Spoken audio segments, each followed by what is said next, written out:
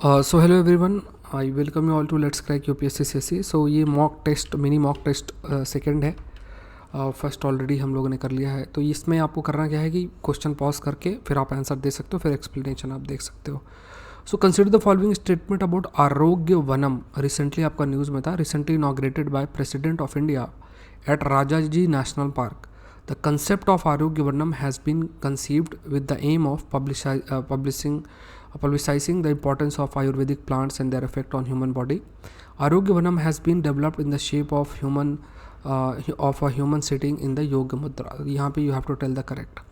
अब इसमें देखो, ये बेसिकली इनाग्रेशन इसका राजाजी नेशनल पार्क में नहीं हुआ था. It was basically inaugurated under President each state. It was inaugurated under president each state के अंदर आपका इनाग्रेट किया गया था.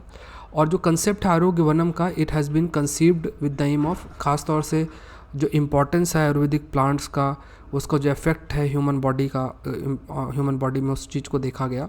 तो जो इम्पोर्टेंस है आयुर्वेदिक प्लांट्स का and there effects on human body, इस चीज़ को देखा जा रहा था, है ना. ये ध्यान में रखना है when you talk about the concept of Arogya Vanam. Arogya Vanam has been developed in the shape of human sitting in a yoga mudra. तो यहाँ पे देखो, ये स्टेटमेंट भी सही है, ये सही है. और इसका जो इनाग्रेशन है by the president of India at the president each state में किया गया था, तो ये आपका गलत हो जाता है. आंसर जो है that is 2 and 3. Question second देखते हैं. This is related with minimum assured return scheme. ये scheme to be launch by finance ministry. This will be the first scheme from the pension regulator that will offer guaranteed return to the investor. According to the current plan, lock-in may be applicable on each contribution and will be applied based on the period since the contribution has been made. तो यहाँ पे you have to tell the correct. तो यहाँ पे देखो, जैसे ये जो स्कीम है, पहले तो ये याद रखना कि पेंशन से रिलेटेड ये स्कीम है. तो जैसे जनरली क्या होता है कि हम कुछ कंट्रीब्यूट करते हैं और वो एक टाइम पीरियड बाद हमें रिटर्न मिलता है, मतलब पेंशन मिलती है. कई ऐसी स्कीम्स हैं. इसमें क्या है, इस स्कीम के तहत डिफरेंट लॉक इन पीरियड है, डिफरेंट लॉक इन पीरियड अलग अलग समय में. तो वहाँ पे उस समय तक अगर कोई कंट्रीब्यूशन करता है तो उसको एश्योर्ड रिटर्न मिलेगा. और ये जो स्कीम है बेसिकली लॉन्च किसके द्वारा की गई? By pension fund regulatory and development authority, that is PFRDA. इसके द्वारा आपका ये जो है लॉन्च की गई. It is not launched by finance ministry. Finance ministry के द्वारा ये आपकी लॉन्च नहीं की गई है. तो ये स्टेटमेंट आपका जो है गलत हो जाता है. उसके अलावा जैसे बाकी दोनों स्टेटमेंट आपके सही हैं. आंसर जो है इसका 2 and 3. नेक्स्ट देखते हैं. Consider the following statement about facility for low carbon technology development project. Deployment जो ये प्रोजेक्ट है, तो ये जो प्रोजेक्ट है इससे रिलेटेड 3 स्टेटमेंट है. Facility for low carbon technology deployment project was launched in 2016. The objective to identify innovative energy efficiency and low carbon technology solution that address the existing technology gap in Indian industrial and commercial sectors. FLCTD project is financed by ministry of environment, forest and climate change. तो यहाँ पे correct जो है वो आपको बना. तो basically यहाँ पे एक पॉइंट जो आपको ध्यान में रखना कि ये जो प्रोजेक्ट है, जैसे फैसिलिटी फॉर लो कार्बन जो प्रोजेक्ट है आपके, ये जो प्रोजेक्ट है इसमें 6 प्रायोरिटी टेक्नोलॉजी एरियाज़ हम आइडेंटिफाई किए गए हैं. और उसमें क्या होता है, जैसे मान लो कई एरियाज हैं, waste heat recovery, space conditioning, pumps हैं, पंपिंग सिस्टम है एंड मोटर्स हैं, इंडस्ट्रियल इंटरनेट ऑफ थिंग है, industrial resource efficiency, electrical energy storage. बहुत सारे ऐसे एरियाज़ हैं जहाँ पे चैलेंज रखे जाते हैं. उसके बाद फिर उसके सॉल्यूशंस आते हैं. सॉल्यूशन के बाद फिर इसको फाइनेंस किया जाता है इन सॉल्यूशंस को, और फिर जो भी ऑब्जेक्टिव है उसको अचीव किया जाता है. अब ये जो फाइनेंसिंग का काम है वो आपका जो किया जाता है वो ग्लोबल एनवायरनमेंट फैसिलिटी के द्वारा किया जाता है. और इसको जो इम्प्लीमेंट करता है, ये ध्यान समझना, यूनाइटेड नेशन जो इंडस्ट्रियल डेवलपमेंट ऑर्गेनाइजेशन है और इंडिया के कंटेक्स्ट में ब्यूरो ऑफ एनर्जी एफिशिएंसी है. तो इनके द्वारा इम्प्लीमेंट किया जा रहा है. और फाइनेंसिंग जो है वो ग्लोबल एनवायरनमेंट फैसिलिटी के द्वारा किया जा रहा है. तो ये स्टेटमेंट आपका गलत है. बाकी दोनों स्टेटमेंट आपके सही हैं. 2016 में लॉन्च किया गया था. एनर्जी एफिशिएंसी और लो कार्बन टेक्नोलॉजी की सोल्यूशन की तरफ इसमें एम आपका रखा गया. तो यहाँ पे जो आंसर है दैट इज़ 1 and 2. फिर देखते हैं प्राइवेट मेंबर बिल के ऊपर है. 4th क्वेश्चन, ये भी काफ़ी न्यूज़ में था. When an MP other than a minister introduce a bill, it is called a private member bill. In legislature where the executive does not have the right of initiative such as United States Congress, the concept does not arise since bills are always introduced by legislature. The admissibility of a private bill is decided by the executive. ठीक है. तो यहाँ पे अगर आप देखोगे तो जैसे इस पर सिंपल सी बात है, जैसे प्रेसिडेंशियल सिस्टम है, प्रेसिडेंशियल सिस्टम के अंदर आपके एग्जीक्यूटिव और लेजिस्लेचर पूरा अलग होता है, सेपरेशन ऑफ पावर। हमारे देश में क्या है कि जैसे जो मंत्री हैं वो पार्लियामेंट का भी हिस्सा है। तो सरकार को अगर कोई लॉ पास करना है, बिल पास करना है, तो क्या करना है, तो वहाँ पे जो मेंबर है वो पार्लियामेंट में बिल को इंट्रोड्यूस करेंगे। अगर ऐसा कोई पर्सन जो कि पार्लियामेंट का हिस्सा है, राज्यसभा लोकसभा, और वो बिल प्रस्तुत करता है और वो गवर्नमेंट का हिस्सा नहीं है, मतलब काउंसिल ऑफ मिनिस्टर का हिस्सा नहीं है, तो ऐसे बिल को प्राइवेट मेंबर बिल कहते हैं। तो हमारा जो पार्लियामेंट्री फॉर्म है उसमें तो ये जो प्राइवेट मेंबर बिल है इसका कंसेप्ट है, लेकिन प्रेसिडेंशियल सिस्टम में बिल्कुल एग्जिस्ट नहीं करता है। इसका रीज़न ये है कि लेजिस्लेचर और एग्जीक्यूटिव उसमें पूरे तरीके से सेपरेटेड। वहाँ पे एग्जीक्यूटिव जो सरकार है उसके मेंबर्स को या जो मंत्री हैं उनको लेजिस्लेचर या पार्लियामेंट का हिस्सा बनने की जरूरत नहीं है। तो यहाँ पे देखो इस क्वेश्चन के अंदर ये स्टेटमेंट सही है, ये भी स्टेटमेंट आपका सही है।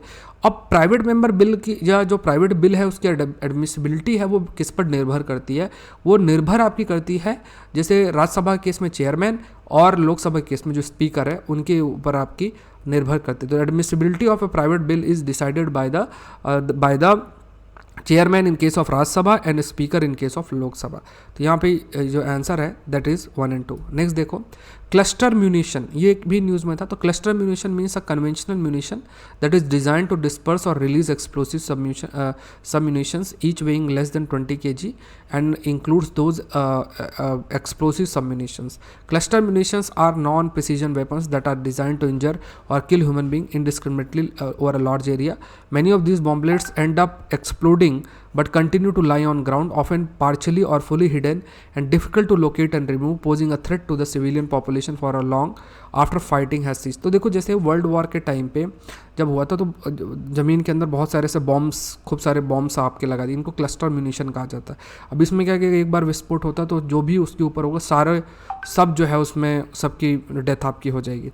तो जो क्लस्टर म्यूनिशन है ये बहुत बड़ा, क्योंकि कुछ तो एक्सप्लोड हो गया, कुछ अभी भी बहुत समय से प्रेजेंट है। तो किसी ने मान लो कंस्ट्रक्शन कर दिया, कुछ कर दिया, तो अगर विजिबल नहीं है तो बाद में कभी वो एक्सप्लोड हो सकते हैं। तो इसके लिए एक कन्वेंशन आपकी बनाई गई थी जो कि आपका 2008 की कन्वेंशन है, जिसमें इसका डिफाइन भी किया गया। जैसे ये डेफिनेशन आपकी इसमें दी गई है, प्रॉपर डेफिनेशन इसकी दी गई। ये नॉन प्रिसीजन होते हैं और लार्ज एरिया में इनडिस्क्रिमिनेटली, लार्ज एरिया में कई सारे जो ह्यूमंस हैं किल्स ह्यूमन बीइंग इनडिस्क्रिमिनेटली और लार्ज एरिया।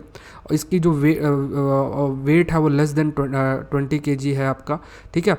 और नॉन प्रिसीजन ये आपके जो है वेपन्स होते हैं। तो यहाँ पे ये स्टेटमेंट तीनों स्टेटमेंट आपके सही हैं। आंसर है दैट इज़ 1, 2 and 3। नेक्स्ट देखते हैं यूनाइटेड नेशन जनरल असेंबली के ऊपर है ये। तो ये United Nation General Assembly is the only universally representative body of the United nation.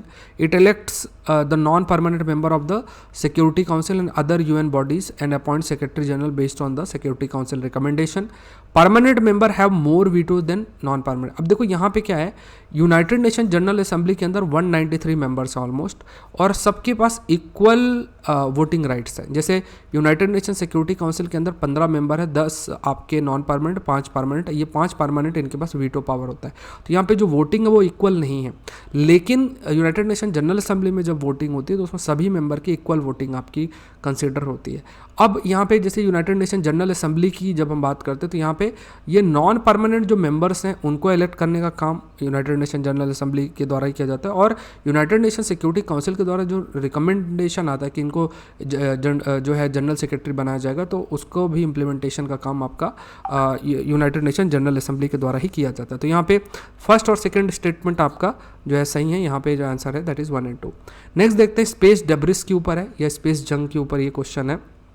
अब यहाँ पे it consist of discarded launch vehicles or part of a spacecraft that float around in space hundreds of miles above the earth, risking collision with satellites or space station.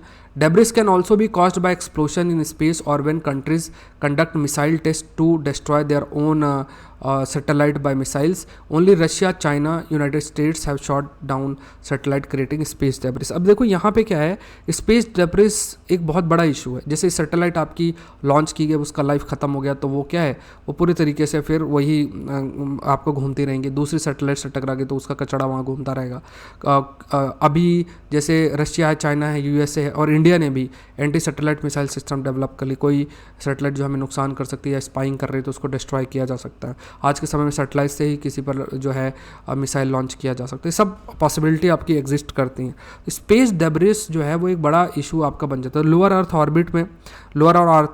Orbit में space debris present है। ये एक debris लगभग 15,700 miles per hour की speed से जाता है, लगभग 25,000 किलोमीटर पर आवर की स्पीड से जो है ये आपका मूव करता है, और ये अर्थ का लगभग 15 से 16 टाइम्स चक्कर लगा लेता है। तो जो कोलिजन की पॉसिबिलिटी है वो बहुत अधिक आपकी प्रेजेंट जो है आपकी रहती है।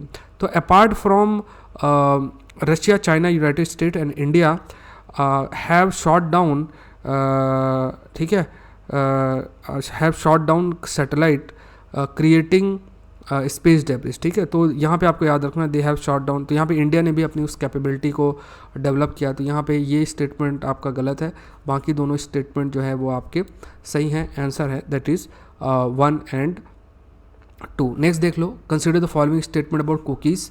Cookies are an ethnic group including multiple tribes originating inhabiting the northeastern states of India.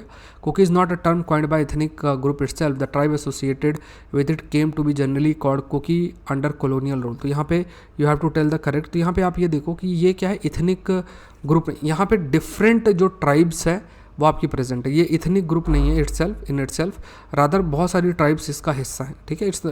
तो ये स्टेटमेंट आपका सही है। मल्टीपल ट्राइब्स आपका प्रेजेंट है नॉर्थ ईस्टर्न, जैसे मणिपुर, मिजोरम, आसाम, इवन बर्मा में भी आपका ये रहते हैं, है ना। और जो Sylhet district, Chittagong hill tract of Bangla, वहाँ भी जो आपका ये प्रेजेंट है। तो यहाँ दोनों स्टेटमेंट आपके सही है। तो ये है नेक्स्ट फिर हम लोग डिस्कस करेंगे। This session was presented by me, my name is Saurabh Pandey. Unacademy में आप मुझसे जुड़ सकते हैं करंट अफेयर कोर्स के लिए। मई से आपका ये कोर्स शुरू हो रहा है, और इसमें आपका हिंदू का एडिटोरियल, जितने भी सोर्सेस है सब कुछ कवर होगा। इसको आपको मिस नहीं करना है। अगर आप 22, 23, 24 कभी की भी तैयारी कर रहे हैं, क्लास में आपके नोट्स प्रिपेयर होंगे। 11:30 बजे क्लास रहेगी। कोड यूज़ करना है SPLIVE, इस कोड का इस्तेमाल करके आप ज्वाइन कर सकते हैं। जब आप ज्वाइन करते हैं तो आप सारे एजुकेटर के सारे सब्जेक्ट के सारे कोर्सेस एक्सेस कर सकते हैं। और अभी एक ग्रेट ऑफर भी चल रहा है अनअकैडमी गोल्ड का, जिसमें आपको 20% ऑफ है। तो इसमें आप ग्रेट बेनिफिट उठा सकते हैं। यूज़ द कोड SPLIVE, ये कोड आप इस्तेमाल कर सकते हैं कैपिटल में SPLIVE, या शॉर्ट में भी आप लिख सकते हैं। उसके बाद UPSC CSE prelims practice booklet भी आपको साथ में ही मिलेगी। UPSC CSE कॉम्बैट का आप हिस्सा बन सकते हैं। May 1 को है 11 का, और जो टेस्ट सीरीज़ है उसको भी आप अलग से ज्वाइन कर सकते हैं। सो आज के लिए इतना ही। आई होप ये सेशन आपके लिए हेल्पफुल रहा होगा। Thank you everyone, thank you.